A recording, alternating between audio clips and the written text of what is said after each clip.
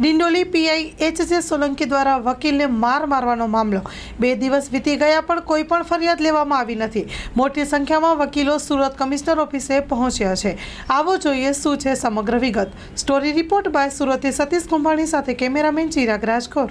મારો બનાવ 18 તારીખે રાતના મોડી રાત્રે 18 તારીખે મોડી રાત્રે હું મારી ઓફિસનું કામ પતાવીને મારા ઘરે જતો હતો. એ દરમિયાન પીઆઈ સાહેબ આવેલા હતા અને પીઆઈ સાહેબે મને એમ પૂછ્યું કે તમે શું કરો છો અહીંયા.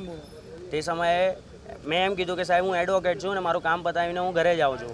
કયા પોલીસ સ્ટેશનના પીઆઈ હતા, શું નામ છે અને શું ગેરવર્તન કર્યું તમારી સાથે? પીઆઈ સાહેબનું નામ છે સોલંકી સાહેબ. ડિંડોલી પોલીસ સ્ટેશનના સેકન્ડ પીઆઈ છે અને મને એમને લાત મારીને મારું મોઢું દબાવ્યું છું. મા બેન સામેની ગાળો બોલી છે.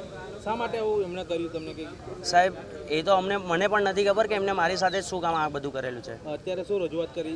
અત્યારે જોઈન્ટ સીપી સાહેબને અમારા એસડીબીઆઈના પ્રમુખ, ઉપપ્રમુખ અને અન્ય હોદ્દેદારો સાથે અમે જોઈન્ટ સીપી સાહેબને રજૂઆત કરેલી છે કે આ મારી સાથે જે મિસબિહેવ થયો છે એના ઉપર જલ્દીને જલ્દી એક્શન લેવામાં આવે અને ફરિયાદ કરવામાં આવે. એમને શું કહ્યું? એમને સારો એવો રિસ્પોન્સ અમને આપ્યો છે. એમને 2 દિવસનો ટાઈમ માંગ્યો છે ઇન્ક્વાયરી કરવા માટે અને ઇન્ક્વાયરી પછી જે હશે અમને જણાવશે.